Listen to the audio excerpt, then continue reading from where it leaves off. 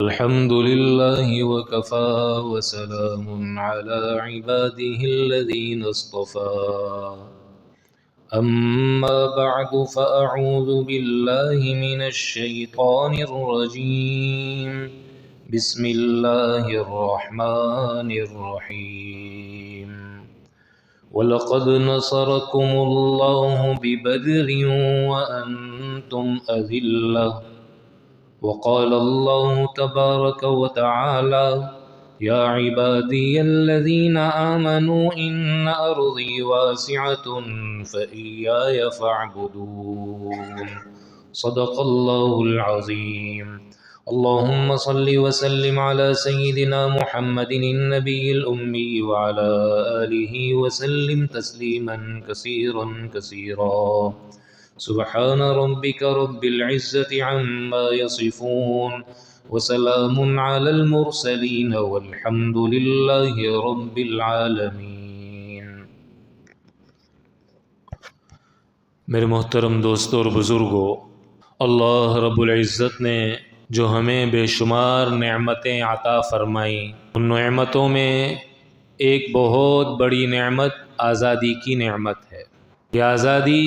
اتنی بڑی دولت اور اتنی بڑی نعمت ہے کہ اس کی قدر اور اس نعمت کی اہمیت کا ہمیں کشمیر کے لوگوں سے پتہ چلے گا، لبنان اور شام کے مسلمانوں سے پتہ چلے گا، چیچنیا اور فلسطین کے مسلمانوں سے اس کی قدر کا ہمیں اندازہ ہوگا کہ کتنی بڑی دولت اور کتنی بڑی نعمت اللہ نے ہمیں عطا فرمائی۔ ملک کی نعمت جو اللہ نے انسانوں کو عطا فرمائی ہے، اس ملک سے انسان کا محبت کرنا یہ ایک فطری عمل ہے۔ ہمیں اپنی سرزمین سے محبت ہے، یہ فطری عمل ہے، بلکہ انسان کیا ہر جاندار اپنے وطن سے محبت کرتا ہے۔ ایک چڑیا بھی اپنے گھونسلے سے محبت کرتی ہے، شیر کو اپنی کچھاڑ سے محبت ہوتی ہے، ایک جنگلی جانور کو بھی جہاں اس کے بچے کھیلتے ہیں رہتے ہیں اس جگہ سے اس جنگل سے محبت ہوتی ہے۔ چڑیا اپنی طاقت کے مطابق اپنے دشمن کو اپنے گھر سے دور کرنے کی کوشش کرتی ہے۔ تو جانور کو بھی اپنے ملک سے، اپنے وطن سے، اپنی زمین سے محبت ہوتی ہے، انسانوں کو بھی محبت ہوتی ہے، اور انسانوں میں حضرات انبیاء علیہم السلام کو بھی اپنے وطن سے بڑی محبت ہوا کرتی تھی۔ چنانچہ اللہ تعالیٰ نے جو انبیاء علیہم السلام پر آزمائشیں ڈالی اور امتحانات لیے، ان آزمائشوں میں سے ایک آزمائش یہ بھی تھی کہ انہیں اپنے وطن سے ہجرت کرنی پڑی۔ چنانچہ موسیٰ علیہ السلام مصر سے ہجرت کر کے گئے مدین کی طرف، یوسف علیہ السلام کو ہجرت کرنی پڑی کنعان سے مصر کی طرف، ابراہیم علیہ السلام کو شام سے ہجرت کرنی پڑی مکہ مکرمہ کی طرف، جناب رسول اللہ صلی اللہ علیہ وسلم کو بھی مکہ مکرمہ سے مدینہ منورہ کی طرف ہجرت کرنی پڑی۔ انسان کا اپنی مٹی سے، اپنے وطن سے محبت یہ ایک فطری معاملہ ہے۔ آزادی بہت بڑی دولت اور بہت بڑی نعمت ہے جو اللہ تعالیٰ نے ہمیں عطا کی ہوئی ہے۔ آپ علیہ السلام جب مکہ مکرمہ میں تھے تو اللہ کے نبی پر مختلف قسم کے حالات اور پریشانیاں اور آزمائشیں آئیں۔ آپ علیہ السلام کو جب اللہ نے نبوت عطا فرمائی، آپ کی ولادت سن 571 عیسوی میں ہوئی، اور آپ کو 40 سال کی عمر میں سن 611 عیسوی میں نبوت کی نعمت اور دولت اللہ نے عطا فرمائی۔ پھر اس کے بعد آپ علیہ السلام نے لوگوں کو اللہ کی طرف بلانا شروع کیا، اور جب آپ کو اللہ نے نبوت کا تاج سجایا آپ کے سر پر، تو آپ کی اہلیہ محترمہ کو اپنے رشتہ دار ورقہ بن نوفل کے پاس لے گئی۔ ورقہ بن نوفل بہت بڑے عالم تھے اپنے زمانے کے، اور آسمانی کتب کے حافظ بھی تھے اور عالم بھی تھے۔ یوں مکمل حفظ نہیں کی ہوئی تھی، لیکن بہرحال اس کا علم ان کے پاس تھا۔ تو ورقہ بن نوفل جو حضرت خدیجہ الکبریٰ رضی اللہ تعالیٰ عنہا کے رشتہ دار تھے، بہت بڑی عمر ہو چکی تھی، حتیٰ کہ بینائی بھی کمزور ہو گئی تھی، اور بھویں بھی بڑی ہو گئی تھی، لٹک گئی تھی، سامنے کو آ گئی تھی۔ ورقہ بن نوفل کو جب سب بتایا گیا تو ورقہ بن نوفل نے کہا آپ جتنی علامتیں بتا رہے ہیں یہ نبوت کی علامتیں ہیں، اور ہماری کتاب میں یہ بات لکھی ہوئی ہے کہ نبی پر اللہ آزمائشیں ڈالتا ہے، کاش کہ میں اس وقت تک زندہ رہتا جب آپ کی قوم آپ کو اپنے ملک سے نکالے گی، آپ کو ہجرت کرنے پر مجبور کرے گی۔ آپ علیہ الصلوۃ والسلام نے فرمایا کیا مجھے نکالا جائے گا؟ کہا ہاں آپ کو نکالا جائے گا، آپ کو ہجرت کرنے پر آپ کی قوم مجبور کرے گی۔ علیہ الصلوۃ والسلام نے کہا اچھا، اس سے پہلے جو اللہ کے نبی کو بتایا گیا کہ آپ پر مختلف قسم کی آزمائشیں آئیں گی، اس پر اللہ کے نبی نے سوال نہیں کیا، لیکن جب یہ بات آئی کہ آپ کو مکہ مکرمہ سے آپ کی قوم نکالے گی اور آپ مدینہ منورہ کی طرف جائیں گے، تو اللہ کے نبی نے فرمایا اچھا میری قوم کیا مجھے نکال دے گی؟ اللہ کے نبی کی اپنے وطن سے محبت کی علامت تھی، اور کہنے لگے کاش کہ میں اس وقت تک زندہ رہوں اور میں طاقتور ہوتا تو میں ضرور آپ کی مدد کرتا اور آپ کو ہجرت نہ کرنے دیتا اور آپ کے ساتھ کھڑا رہتا۔ بہرحال میرے دوستو، اللہ کے نبی کو بھی اپنے وطن سے بڑی محبت تھی۔ پھر جب اللہ کے نبی مکہ مکرمہ سے جانے لگے، مختلف قسم کے حالات آئے، اللہ کا حکم آیا کہ آپ ہجرت کریے، تو اللہ کے نبی فرمانے لگے اے مکہ میرا جی نہیں چاہتا میں تجھے چھوڑوں، لیکن میری قوم مجھے یہاں رہنے نہیں دے رہی، اور اللہ نے تسلی دی ان الذی فرض علیک القرآن لرادک الی معاد، عن قریب وہ وقت آئے گا کہ ہم آپ کو دوبارہ مکہ مکرمہ لے کر آئیں گے۔ اللہ کے نبی مدینہ منورہ تشریف لائے، صحابہ مدینہ منورہ میں، دل اٹکا ہوا ہے مکہ مکرمہ میں، تو اللہ کے نبی نے دعا کی اللہ ہمارے دلوں میں مدینہ کی محبت بھی ڈال دے، اور ہمارے یہاں کے غلے میں استعمال کی چیزوں میں کھانے پینے کی اشیاء میں برکت عطا فرما۔ باوجود اس کے اللہ کی محبت ان حضرات کے دلوں میں بسی ہوئی تھی، پھر بھی اپنے وطن کی محبت کا اظہار زبان سے ہو جایا کرتا تھا۔ چنانچہ پھر صحابہ فرماتے نا کہ آپ علیہ الصلوۃ والسلام جب سفر پہ جاتے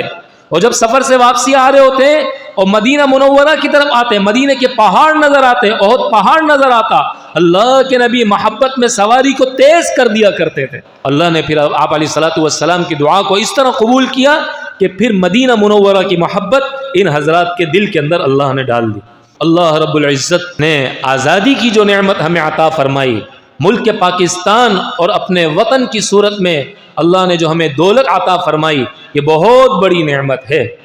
اس کی تاریخ میں آپ حضرات کے سامنے عرض کروں، آپ علیہ الصلوۃ والسلام کو جیسے میں نے عرض کیا کہ آپ کی ولادت ہوئی 571 ہجری میں، اور آپ کے سر پر اللہ نے نبوت کا تاج سجایا 40 سال کی عمر میں، جبکہ 611 عیسوی چل رہی تھی۔ یہ 23 سال نبوت کا عرصہ آپ علیہ الصلوۃ والسلام کا اس انداز سے گزرا۔ سن 11 ہجری ربیع الاول کے مہینے میں بروز پیر آپ علیہ الصلوۃ والسلام دنیا سے تشریف لے گئے۔ جب اللہ کے نبی مکہ مکرمہ سے ہجرت کر کے مدینہ منورہ تشریف لے گئے تو آپ علیہ الصلوۃ والسلام نے سب سے پہلی ریاست مدینہ منورہ کے قیام کا اعلان فرمایا اور اس کی بنیاد رکھی، اور ابتدا مسجد سے کری۔ لَمَسْجِدٌ أُسِّسَ عَلَى التَّقْوَى مِنْ أَوَّلِ يَوْمٍ أَحَقُّ أَن تَقُومَ فِيهِ، قباء مسجد کی اللہ کے نبی نے بنیاد رکھی، اور اس طرح ایک اسلامی ریاست کا نفاذ اور اسلامی ریاست کا عمل وجود میں آیا۔ پھر اس کے بعد آپ علیہ الصلوۃ والسلام کے دور نبوت میں 9 لاکھ مربع میل تک اللہ نے اسلام کو پھیلا دیا۔ پھر اللہ کے نبی سن 11 ہجری کو جب دنیا سے رخصت ہوئے، اس کے بعد حضرت ابوبکر صدیق رضی اللہ تعالیٰ عنہ نے 2 سال 2 ماہ حکومت کی اور خلافت کے منصب پر آپ فائز رہے۔ سن 13 ہجری 22 جمادی الثانی کو حضرت سیدنا صدیق اکبر رضی اللہ تعالیٰ عنہ اس دنیا سے تشریف لے گئے۔ آپ رضی اللہ تعالیٰ عنہ جب دنیا سے تشریف لے جا رہے تھے تو اس وقت تک اسلام 11 لاکھ مربع میل تک پھیل چکا تھا۔ آپ کے دنیا سے جانے کے بعد حضرت سیدنا عمر بن خطاب رضی اللہ تعالیٰ عنہ نے خلافت کا عہدہ اور منصب سنبھالا۔ 10 سال آپ خلافت کے عہدے پر قائم رہے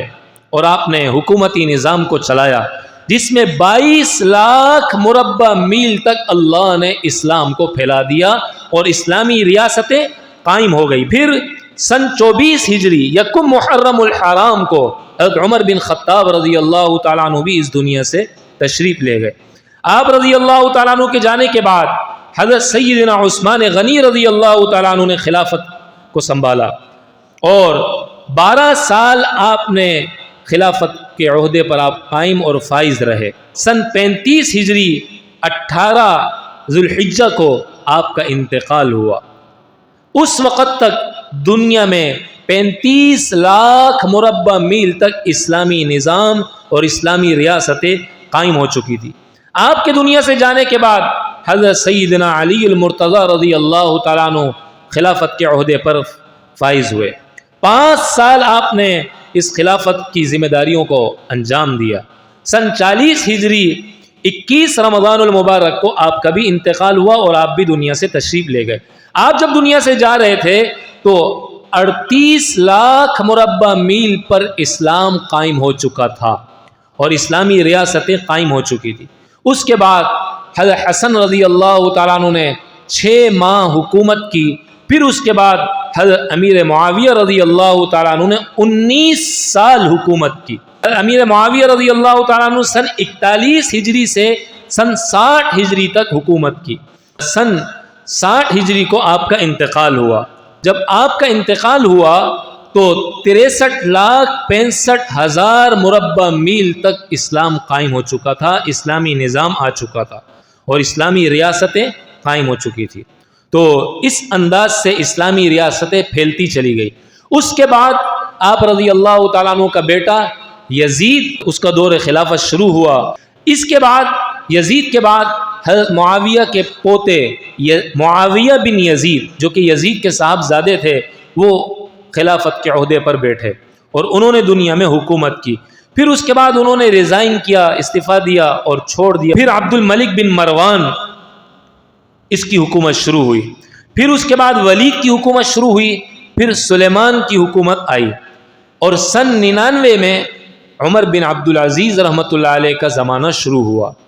بنو امیہ کے 8ویں خلیفہ حضرت عمر بن عبدالعزیز رحمۃ اللہ علیہ تھے۔ سن 101 ہجری میں آپ کا بھی انتقال ہو گیا۔ دور ولید کے اندر حجاج بن یوسف جو اس وقت کے گورنر تھے، ان کو ہندوستان سے، ہند کی سرزمین سے ایک خاتون کا 711 عیسوی میں ایک خط پہنچتا ہے، جس خط کے اندر ہندوستان کی ایک عورت کہتی ہے، یا حجاج اغثنی، اے حجاج تم ہماری مدد کے لیے آؤ، یہاں پر راجہ داہر نے اپنی حکومت قائم کر لی ہے اور ہمیں قیدی بنا رہا ہے اور ہماری عورتوں کی عصمت دری کر رہا ہے اور ہم پر ظلم اور ستم کر رہا ہے۔ چنانچہ حجاج کو جب یہ خط پہنچا اور حجاج کو اس انداز سے انہوں نے پکارا تو حجاج نے اس وقت اپنے بھتیجے جو کہ حجاج کے داماد بھی تھے، محمد بن قاسم رحمۃ اللہ علیہ کو، جن کی عمر 17 سال کی تھی، ایک لشکر دے کر وہاں سے روانہ کیا۔ محمد بن قاسم رحمۃ اللہ علیہ سن 92 ہجری اور 711 عیسوی کو یہاں پر تشریف لائے، جبکہ ان کی عمر میں نے آپ حضرات سے عرض کیا 17 سال تھی۔ اس وقت ہندوؤں نے یہ کہا کہ یہ ہم نے جو جھنڈا لگایا ہوا ہے نا، یہ جب تک لگا رہے گا اس وقت تک ہمیں کوئی نہیں ہرا سکتا، یہ ہماری فتح کی علامت ہے۔ محمد بن قاسم نے منجنیق، اس زمانے میں توپ کا ایک انداز، توپ نما ایک چیز بنائی جاتی تھی، آج کل کے دور میں اس کی نئی شکل توپ کی صورت میں ہے، منجنیق کو قائم کیا اور اس میں پتھر ڈال کر سب سے پہلے ان کے جھنڈے کو کہا کہ اس کو اتارو اور اس کو گراؤ۔ چنانچہ ان کا جھنڈا جیسے ہی گرا، اللہ نے ان کو شکست دے دی۔ اور پھر اس کے بعد محمد بن قاسم یہاں پر رہے اور یہاں فتوحات بڑھتی رہیں، ملتان تک محمد بن قاسم نے اپنی حکومت کو قائم کر لیا۔ 3 سال کے عرصے میں یہاں عدل اور انصاف کا نظام انہوں نے قائم کیا۔ اس 3 سال کے عرصے میں مسلمان بڑے خوش اور ہندو بھی مسلمانوں کے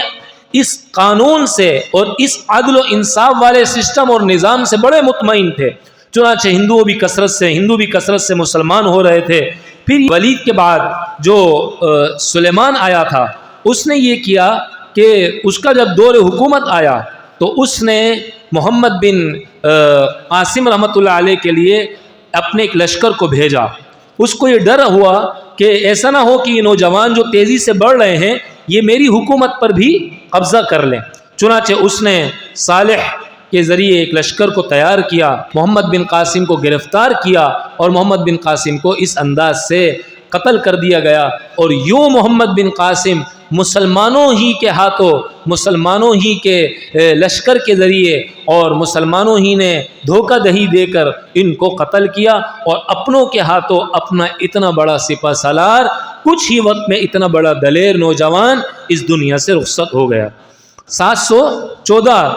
عیسوی تک سب فتح ہو گیا، 300 سال تک مسلمانوں کی حکومت رہی، اور سن 1000 عیسوی میں مسلمان بڑھتے چلے گئے، اور لیکن پھر بھی ہندوؤں کی تعداد زیادہ تھی۔ لیکن 1002 میں پھر یہ ہوا کہ سلطان محمود غزنوی کے والد سبکتگین افغانستان سے، غزنی شہر سے یہاں پر آئے، فتح کرتے کرتے کرتے کرتے سارے سسٹم کو یہاں پر پہنچ گئے۔ سن 1002 سے سن 1026 تک، یعنی 24 سال تک سلطان محمود غزنوی نے ادھر حکومت کی ہندوستان کے اندر، کیونکہ پھر اس کے بعد جب محمد بن قاسم کو بلا لیا گیا، مسلمان بڑھ رہے تھے لیکن ہندوؤں کی کثرت تھی، پھر مسلمانوں کا قتل عام ہوا، تو ادھر سے پھر سلطان محمود غزنوی کے والد اٹھے، اور پھر اس طرح مسلمانوں کے بادشاہ سلطان محمود غزنوی بنے، اور اللہ نے آپ کو وہ مرتبہ عطا فرمایا، وہ رتبہ عطا فرمایا کہ سلطان محمود غزنوی اتنے بڑے بادشاہوں میں ان کا شمار ہوا کہ دنیا کے 4 بڑے بادشاہ گزرے۔ سب سے بڑے بادشاہ کا نام چنگیز خان، پھر دوسرے نمبر کے بادشاہوں میں دوسرے نمبر کا نام سلطان محمود غزنوی، اور تیسرے نمبر کے بادشاہ کا نام سکندر، اور چوتھے نمبر کے بادشاہ کا نام ذوالقرنین تھا۔ بہرحال سلطان محمود غزنوی جب یہاں پر آئے اور انہوں نے حکومت کی، سسٹم کو اور نظام کو سنبھالا، اس وقت راجہ جتپال کی حکومت تھی۔ اس کی دور حکومت کے اندر انہوں نے ایک سومناتھ کے اندر بہت بڑا بت بنایا تھا، اور انہوں نے یہ کہا تھا کہ جب تک یہ بت کھڑا رہے گا اس وقت تک ہمیں کوئی شکست نہیں دے سکتا۔ چنانچہ سلطان محمود غزنوی نے کہا کہ اس بت کو بھی گرا دو، اس بت کو توڑو۔ انہوں نے سلطان محمود غزنوی کو بڑی لالچیں دی، اور بہت کچھ سونے، ہیرے، جواہرات، چاندی اور کیا کچھ دینے کی پیشکش کی۔ سلطان محمود غزنوی نے کہا کہ میں بت شکن ہوں، بت فروش نہیں ہوں، مسلمانوں کا کام بت شکنی کرنا ہے، بت فروشی کرنا نہیں ہے، میں ابراہیم علیہ السلام کی سنت کو زندہ کروں گا، مسلمان بادشاہ ایسے ہوا کرتے ہیں۔ چنانچہ انہوں نے حکم دیا اور اس بت کو گرایا گیا۔ جیسے ہی وہ بت گر گیا اور ٹوٹ گیا تو پھر اس کے بعد مسلمانوں کو اللہ نے فتح عطا فرمائی، اور اس طرح سلطان محمود غزنوی ایک لمبے عرصے تک مسلمانوں کے خلیفہ رہے۔ پھر اس کے بعد محمد غوری، پھر قطب الدین کی حکومت آئی، پھر اس کے بعد یہ وقت گزرا تو بنو تیمور کا دور شروع ہوا، جس میں سب سے پہلے محمد تغلق نے، پھر دوسرے نمبر پر محمد فیروز نے حکومت کی۔ اس کے بعد مغلیہ دور شروع ہوا، جس میں ظہیر الدین بابر نے اپنا بادشاہت کا حل اٹھایا اور وہ بادشاہ بن گئے، اور پھر انہوں نے اسلام کو خوب عروج دیا اور اسلام کو بہت زیادہ انہوں نے عام کیا۔ ان کے دور میں اسلام نے بڑی ترقی کی، اور ان کے دنیا سے جانے کے بعد شہنشاہ جہاں خان بہادر آیا، اس نے دہلی کی جامع مسجد بھی بنائی اور لال قلعہ بھی بنایا، اور اسی طریقے سے دیوان عام اور دیوان خاص کی تعمیر بھی کی، اور دہلی کا شاہی قلعہ بھی بنایا، اور مسلمانوں کو بہت زیادہ اسلام کو، مسلمانوں کو اس نے تعاون کر کے ترقی دلائی۔ اس کے بعد اورنگزیب بادشاہ کی حکومت آئی، اور اس کی دور کے اندر بھی بہت زیادہ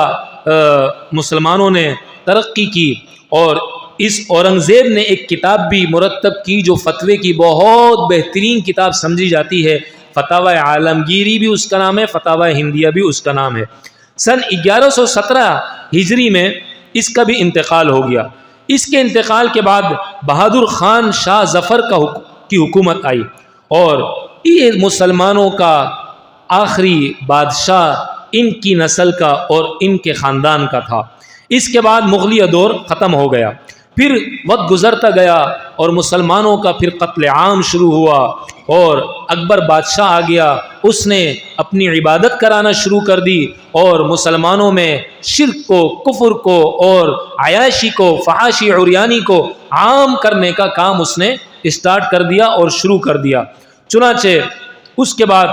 مجدد الفسانی رحمۃ اللہ علیہ کو اللہ نے ہمت دی اور طاقت دی، وہ کھڑے ہو گئے اس کے مقابلے میں، اور انہوں نے سنت کی دعوت دینا شروع کی اور لوگوں کو اللہ کا تعارف کرایا، لوگوں کو اللہ کی پہچان کروائی اور لوگوں کو اللہ کی طرف بلایا۔ اور جو یہ بادشاہ جس انداز سے نظام حکومت چلا رہا تھا اور لوگوں کو گمراہ کر رہا تھا، انہوں نے اس کا مقابلہ کیا، اور ایک وقت گزرا، چنانچہ 1034 ہجری کے اندر مجدد الفسانی رحمۃ اللہ علیہ کا بھی انتقال ہو گیا۔ ان کے انتقال کے بعد شاہ عبدالحق محدث دہلوی رحمۃ اللہ علیہ کو اللہ نے ہمت دی اور یہ کھڑے ہو گئے، انہوں نے احادیث کی کتابیں لکھیں، انہوں نے سیرت کی کتابیں لکھیں اور لوگوں میں دین کو اور صحیح شریعت کو، قرآن کو، حدیث کو عام کرنے کی کوشش کی۔ چنانچہ ان کا وقت گزرا، اس کے بعد شاہ ولی اللہ محدث دہلوی رحمۃ اللہ علیہ کو اللہ نے ہمت دی۔ شاہ ولی اللہ محدث دہلوی رحمۃ اللہ علیہ نے یہ کام کیا کہ احمد شاہ ابدالی جو افغانستان کے اندر ہوا کرتے تھے، افغانستان کے بادشاہ، ان کو خط لکھا اور اپنے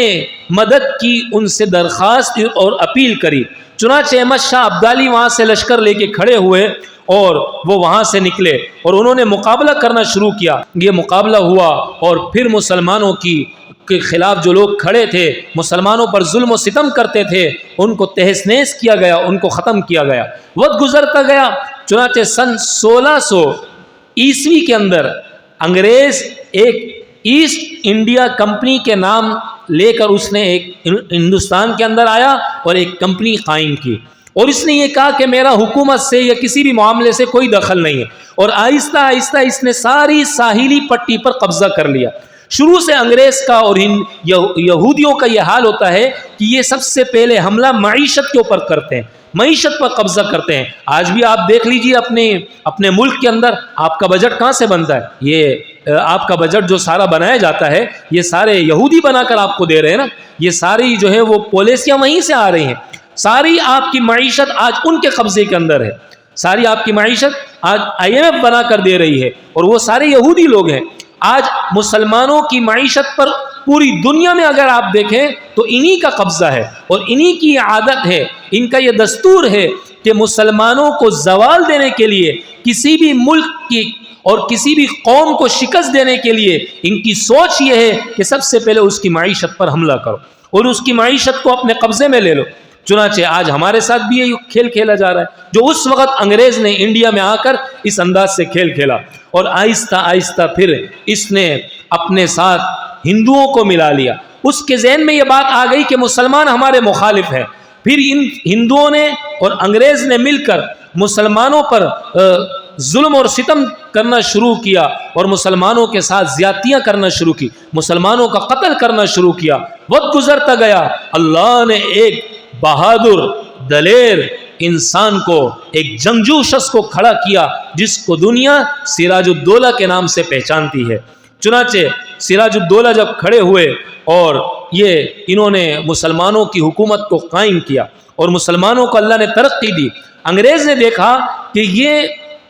سنبھل نہیں رہا، قابو میں نہیں آ رہا، تو انگریز نے میر جعفر نامی اسی کا اپنا کمانڈو تھا، اسے خرید لیا، اسے لالچ دی، زمینوں کی، پلاٹوں کی، سونے چاندی پیسوں کی۔ چنانچہ اسی کے اپنے مسلمان کے ذریعے، نام نہاد مسلمان کے ذریعے اس بادشاہ کا قتل کرایا گیا۔ چنانچہ جب یہ بادشاہ قتل ہو گئے، پھر اس کے بعد اللہ نے حیدر علی کو کھڑا کیا، اور یہ حیدر علی یہ والد تھے ٹیپو سلطان کے، ٹیپو سلطان ان کا بیٹا تھا۔ پھر انگریز نے اسی طرح بغاوت کر کے حیدر علی کو بھی قتل کروا دیا۔ پھر ٹیپو سلطان نے حکومت قائم کی اور ایک عرصہ ٹیپو سلطان سلطنت قائم کر کے رکھے رہے اور مسلمانوں کو خوب ترقی دینے کی کوشش کی، اسلام کو عام کرنے کی کوشش کی، مسلمانوں کو آزاد رکھنے کی اور اسلامی احکامات پر آزادی سے عمل کرنے کی سہولیات فراہم کرنے کی کوشش کی۔ لیکن انگریز کو یہ بھی سمجھ میں نہ آیا، کسی طریقے سے قابو میں نہیں آ رہے تھے۔ سن 1799 عیسوی کے اندر انگریز نے میر صادق کے ذریعے ان کو بھی قتل کروا دیا۔ اسی طرح میر صادق کو خریدا اور ان کو قتل کرا دیا۔ یہی ان کا قول تھا نا، ٹیپو سلطان کا ہی قول تھا نا، شیر کے ایک دن کی زندگی گیدڑ کے 100 سالہ زندگی سے بہتر ہے۔ تو مسلمانوں کو آج تک جو نقصان پہنچا نا، آپ محمد بن قاسم کو اٹھا کر دیکھ لیجئے، آپ اسی طریقے سے جو ہے وہ کیا نام ہے سراج الدولہ کو اٹھا کر دیکھ لیجئے، آپ ٹیپو سلطان کو اٹھا کر دیکھ لیجئے، مسلمانوں کو آج تک جو نقصان پہنچایا وہ کفر نے نہیں پہنچایا، کفریہ طاقتوں نے نہیں پہنچایا، بلکہ مسلمانوں کے اپنوں نے مسلمانوں کو نقصان پہنچایا، مسلمانوں کے اپنوں نے مسلمانوں کو قتل کیا، مسلمانوں کے اپنوں نے مسلمانوں کو کمزور کیا۔ وہ کیسے ہو سکتا ہے؟ خالد بن ولید 30 جنگجوؤں کے ساتھ، صرف 30 افراد کے ساتھ 30,000 کے مقابلے میں جا رہے ہیں۔ مسلمانوں کی طاقت تو ایسی طاقت ہوا کرتی تھی، مسلمانوں کو کوئی طاقت زوال نہیں دے سکتی تھی، یہ مسلمان تھے جنہوں نے مسلمانوں کو نقصان پہنچایا۔ بہرحال اس کے بعد پھر مسلمانوں کا دور حکومت ختم ہو گیا، اب انگریز ادھر قابض ہو گیا۔ انگریز جب قابض ہو گیا تو اب مسلمانوں نے آزادی کی تحریک شروع کی، اور سن 1857 کے اندر جنگ آزادی ہوئی اور کی ابتدا ہوئی، اور اس طریقے سے جنگ آزادی شروع ہوئی۔ 12,000 علماء دیوبند کو انگریز نے قتل کیا، دہلی سے لے کر پشاور تک، اور اسی طریقے سے کراچی سے لے کر خیبر تک ہر درخت پر ایک مسلمان عالم کی اور مسلمانوں کی لاشیں لٹکائی گئی۔ شاہ عبدالعزیز محدث دہلوی رحمۃ اللہ علیہ نے فتویٰ دیا کہ انگریز کے خلاف مسلمانوں پر جہاد فرض ہو چکا ہے، مسلمان اٹھو اور نکلو۔ اس زمانے کے علماء نے دستخطیں کری، چنانچہ ایک انگریز مورخ لکھتا ہے، میں نے اپنی آنکھوں سے دیکھا کہ انگریز کے دور حکومت میں انگریز نے بہت بڑے میدان کے اندر آگ کے انگارے لگا دیے اور انگارے بچھا دیے، اور اس پر 40 علماء کو لایا گیا اور ان کو کہا گیا یہ تم اپنے فتوے سے رجوع کرو کہ انگریز کے خلاف جہاد فرض نہیں ہے، ورنہ میں تمہیں ان پہ لٹا دوں گا۔ کہ 40 کے 40 علماء نے اپنی جانیں تو دے دی، اس دنیا کے اندر اس نظر آنے والی آگ میں اپنے آپ کو جلا تو دیا، لیکن مسلمانوں کے خاطر اپنے فتوے سے رجوع نہیں کیا، اسلام کو نہیں بیچا، مسلمانوں کو نہیں بیچا، دین کو نہیں فروخت کیا، دین کو نہیں بیچا، اپنے آپ کو قربان کر دیا۔ اسی دوران یہ کہتا ہے میں نے اپنی آنکھ سے دیکھا کہ ایک انگریز اپنی بیوی کو لے کر آیا اور 85 سالہ یا 82 سالہ ایک بہت بڑی عمر کے عالم کو کہا دیکھو، اپنی بیوی کو کہتا ہے میں تمہیں تماشا دکھاتا ہوں، اپنی توپ کے آگے اسے کھڑا کیا اور یہاں سے بم مارا اور اس عالم کی جسم کے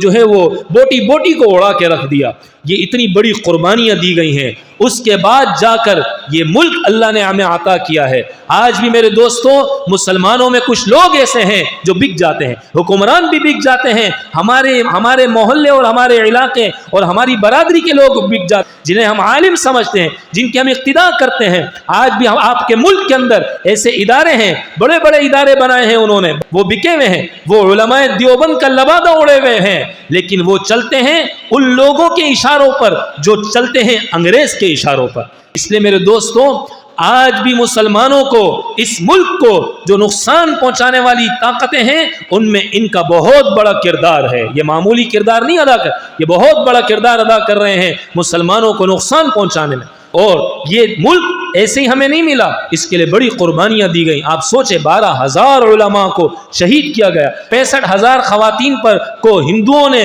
اور سکھوں نے گرفتار کیا اور ان کی عصمت دری کی۔ ان میں کتنی خواتین اور کتنی نوجوان لڑکیوں نے کنویں کے اندر چھلانگ لگا دی، خودکشی کر دی، اپنے آپ کو حوالے نہیں کیا ان فاسقوں، ان فاجروں اور ان ظالموں کے ہاتھوں میں۔ اس کے بعد سب سے پہلے ملک اور وطن کی آزادی کا تصور حضرت حکیم الامت مجدد ملت حضرت مولانا شاہ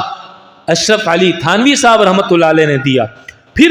اس بات کو آگے بڑھاتے ہوئے علامہ اقبال شاعر مشرق نے 1930 عیسوی میں الہ آباد کے خطبے کے اندر اس کو بیان کیا اور اس بات کو مسلمانوں کے درمیان میں رکھا۔ پھر وقت گزرا، سن 1940 عیسوی میں لاہور کے منٹو پارک میں قائد اعظم نے ایک قرارداد پیش کی جس میں 2 نظریوں کو پیش کیا، ہندوؤں کا، غیر مسلموں کا الگ نظریہ ہے، مسلمانوں کا الگ نظریہ ہے، یہ ایک ساتھ نہیں رہ سکتے، آبادیوں کا فرق ہونا چاہیے۔ اور قائد اعظم کی اس قرارداد کے بعد پھر مسلمانوں نے قربانیاں مزید بڑھائیں اور مسلمانوں میں جذبہ جہاد بڑھتا چلا گیا، اور پھر اللہ نے وہ دن دکھایا 1366 کو اللہ نے یہ پاکستان کی نعمت اور دولت مسلمانوں کو عطا فرمائی۔ یہ ایسے نہیں ہوا، یہ اللہ کی طرف سے انتخاب تھا کہ 27 رمضان مہینوں میں سب سے قیمتی مہینہ رمضان کا، اللہ نے اس کا انتخاب کیا۔ رمضان کے مہینوں میں سب سے قیمتی ایام آخری عشرے کے، پھر آخری عشرے میں سب سے قیمتی لمحات یہ طاق راتیں، اور پھر اس میں جمعے کا دن رات 12 بجے کے بعد 27 رمضان المبارک سن 1366 ہجری اور 14 اگست 1947 کو اللہ نے یہ ملک پاکستان ہمیں عطا فرمایا، جس میں کروڑوں مسلمانوں کی دعائیں، جس میں ہزاروں مسلمانوں کی شہادتیں، جس میں لاکھوں مسلمان بچوں کا یتیم ہونا، اور جس میں ہزاروں اور لاکھوں مسلمان بچیوں کا بیوہ ہونا، اور یہ ساری چیزیں شامل تھیں۔ اس کے بعد اللہ نے یہ ملک عطا فرمایا۔ یہ ملک اس لیے نہیں دیا کہ ہم یہاں پر گانے بجائیں، ہم یہاں پر باجے بجائیں، یہاں فحاشی کو عام کیا جائے، یہاں عریانی کو عام کیا جائے، نہ میرے عزیزو، یہ ملک اس لیے ہمیں ملا تھا یہاں آذان کی صدائیں گونجیں گی، یہ ملک اس لیے ملا تھا جہاں مسلمان آزادی سے سجدہ کر سکیں گے، یہ ملک اس لیے ملا تھا کہ یہاں مسلمان آزادی سے اللہ کی کتاب کی تعلیم دے سکیں گے اپنی اولاد کو، یہ ملک اس لیے ملا تھا کہ یہاں مسلمان ایک دوسرے کو آزادی سے دین سکھا سکیں گے، یہ ملک اس لیے اللہ نے ہمیں دیا تھا کہ جہاں اسلام پر عمل کرنا مسلمانوں کے لیے آسان ہوگا، یہ ملک اللہ نے اس لیے دیا تھا ہمیں کہ جہاں گناہ مشکل ہوگا اور نیکی آسان ہوگی۔ لیکن آج کا مسلمان اس ملک میں آزادی اس انداز سے مناتا ہے، اللہ اور اللہ کے نبی کے دشمن بناتے ہیں، اللہ اور اللہ کے نبی کے نافرمان بناتے ہیں۔ مسلمان کسی کا غلام نہیں ہے، وہ اللہ کا بندہ ہے، وہ محمد رسول اللہ کا غلام ہے، اس کے علاوہ وہ کسی دنیا کی طاقت کا غلام نہیں ہے۔ ہم اپنی آزادی اس انداز سے نہ منائیں، اپنے بچوں کو سمجھائیں کہ بیٹا مسلمان کی آزادی یہ نہیں ہے کہ آپ نے جھنڈے لگا دیے، آپ نے جھنڈیاں لگا دی، آپ نے ترانے گا لیے، آپ نے میوزک سن لیا، نہ نہ نہ نہ، مسلمان آزادی کا انداز اس انداز سے آزادی مناتا ہے، اللہ کے آگے شکرانے کے سجدے کرے گا، اللہ کے آگے شکرانے کے سجدے ادا کرے گا۔ مسلمان نیت کرے گا آج کے بعد میری فجر کی نماز بغیر جماعت کے نہیں ہوگی، مسلمان نیت کرے گا آج کے بعد میں زبان سے جھوٹ نہیں بولوں گا، آج کے بعد میں کاروبار میں سود نہیں لوں گا، آج کے بعد میں کسی کو دھوکہ نہیں دوں گا، آج کے بعد میں اپنی آنکھ کو غلط استعمال نہیں کروں گا، آج کے بعد میں اپنے کان کو غلط استعمال نہیں کروں گا، آج کے بعد میرے گھر میں سے میری ماں اور بہن اور بیٹی جب نکلیں گی تو ان کے سر پر حیا کی چادر ہوگی، آج کے بعد فحاشی عریانی میرے گھر سے ختم ہو جائے گی، میں سر کے بالوں سے لے کر پیر کے ناخن تک محمد رسول اللہ صلی اللہ علیہ وسلم کا غلام نظر آؤں گا۔ یہ مسلمان کا آزادی منانے کا انداز ہونا چاہیے۔ یہ کیا بات ہوئی؟ جن لوگوں سے آزاد ہوئے تھے آج آزادی انہی کی طرح منا کر خوش ہوتے ہیں۔ جن لوگوں سے آزاد ہوئے، جن ظالموں سے اپنے آپ کو آزاد کرایا، اور جن ظالموں سے آزاد کرانے کے لیے ہمارے آبا و اجداد نے اتنی قربانیاں دی، خون کی ضرورت پڑی خون دے دیا، اولادوں کو یتیم کرانے کی ضرورت پڑی یتیم کرا دیا، ماؤں کو بے سہارا کرنے کی ضرورت پڑی بے سہارا کر دیا، بیویوں کو بیوہ کرنے کی ضرورت پڑی، دیر نہیں لگائی، آج وہ وطن تمہاری نظروں میں اتنا بے قدر ہو چکا ہے۔ اس کے لیے ہمارے آبا و اجداد نے بہاری قیمت ادا کی ہے، وہ سونے چاندی زیورات ہیرے جواہرات کی صورت میں نہیں تھی، بلکہ میرے عزیزو وہ اپنی جانوں کی نذرانے کی صورت میں تھی، وہ اپنی ہماری خواتین کی عصمت دری کی صورت میں تھی۔ بتاؤ ایک نوجوان لڑکی کی عصمت دری کی جائے، کیا پورا انڈیا اس کی قیمت ادا کر سکتا ہے؟ کبھی بھی نہیں کر سکتا۔ اللہ کے نبی نے جب ریاست مدینہ کی بنیاد رکھی، اس کے بعد 10 سال اللہ کے نبی نے حکومت کی، 2 سال 2 مہینے حضرت ابو بکر صدیق نے حکومت کی، 10 سال حضرت عمر بن خطاب رضی اللہ تعالیٰ نے حکومت کی، اس کے بعد حضرت عثمان غنی نے حکومت کیا۔ کیا اس انداز سے کبھی انہوں نے اپنا یوم آزادی منایا جس انداز سے میں اور آپ بناتے ہیں؟ ڈوب کے مر جانا چاہیے۔ ہم مسلمان ہیں، اور وہ ریاست جو اسلام کے نام پر بنی تھی، آج ہمارا اس کے ساتھ آزادی منانے کا کیا انداز ہے؟ 2 ریاستیں اسلام کے نام پر بنی، سب سے پہلی ریاست محمد رسول اللہ صلی اللہ علیہ وسلم نے مدینہ منورہ کی ریاست بنا، اور دوسری ریاست یہ ملک پاکستان بنا۔ میں علماء کا اتنا کردار تھا، سب سے پہلی یوم آزادی کے لیے جب جھنڈے کو لگانے کا وقت آیا، اللہ نے قائد اعظم محمد علی جناح کے دل میں یہ بات ڈالی، انہوں نے ادھر کے لیے پاکستان کے لیے علامہ شبیر احمد عثمانی رحمۃ اللہ علیہ کا انتخاب کیا، اور بنگلہ دیش کے لیے علامہ ظفر احمد عثمانی رحمۃ اللہ علیہ کا انتخاب کیا۔ انہوں نے سب سے پہلا جھنڈا یہاں پر ہمارے ملک کے اندر لگایا۔ پاکستان میں علامہ شبیر احمد عثمانی رحمۃ اللہ علیہ نے، اور بنگلہ دیش کے اندر علامہ ظفر احمد عثمانی رحمۃ اللہ علیہ۔ علماء کا کردار تھا، علماء نے اپنی جانوں کے نذرانے پیش کیے. آج ہمیں کیا ہو گیا ہے میرے عزیزو؟ کل ہم اللہ کے سامنے کس منہ سے کھڑے ہوں گے؟ اس لیے اپنے اس ملک کی اس آزادی کی قدر کرنے کی ضرورت ہے، اور اس کی قدر کا طریقہ اور انداز یہی ہونا چاہیے کہ ہم اس پر اللہ کا شکر عبادت کے ذریعے، سجدوں کے ذریعے، تلاوت کے ذریعے، قرآن کی ذکر و اذکار کے ذریعے، اللہ کے نام کے ذریعے، اور عزم اور ارادے کے ساتھ کہ اب اللہ کی نافرمانی نہیں کروں گا، اس کے ذریعے کرنے کی کوشش کریں. پھر دیکھیں میرے عزیزو، اللہ اس نعمت میں مزید کتنی برکتیں ہمیں عطا کرتا ہے. یہ آج ہمارا اس انداز سے اس نعمت کی ناقدری کرنا ہے. تب مسلمان سے پوچھو، وہ کہتا ہے پاکستان میں تو ہماری کیا ہے، پاکستان تو رہنے کے قابل ہی نہیں. ہر بندے سے پوچھو، چاہے وہ جس آبادی سے اس کا تعلق ہو، وہ پاکستان میں رہنا نہیں چاہتا. پاکستان اس کے لیے، پاکستان کی سرزمین اس کے لیے تنگ کر دی گئی ہے، اور یہ اللہ کی طرف سے ہے، کیونکہ اللہ کی نافرمانی اس ملک کے اندر ہوئی ہے. یہ اس کا اثر اور اس کا نتیجہ ہے. باہر جانا ہر ایک پسند کرتا ہے، نوجوان ہو کے بڑا ہو باہر جانے کو پسند کرتا ہے. میرے دوستو، میرے عزیزو، ہم جب اپنے آپ کو بدلیں گے، اللہ خود ہمارے ارد گرد کے ماحول کو، ارد گرد کے حالات کو، ارد گرد کے سسٹم کو تبدیل کر دے گا. اللہ کرے اللہ تعالی ہم سب کو کہنے سننے سے زیادہ عمل والا، دوسروں تک پہنچانے والا بنائے. وآخر دعوانا ان الحمد للہ رب العالمین.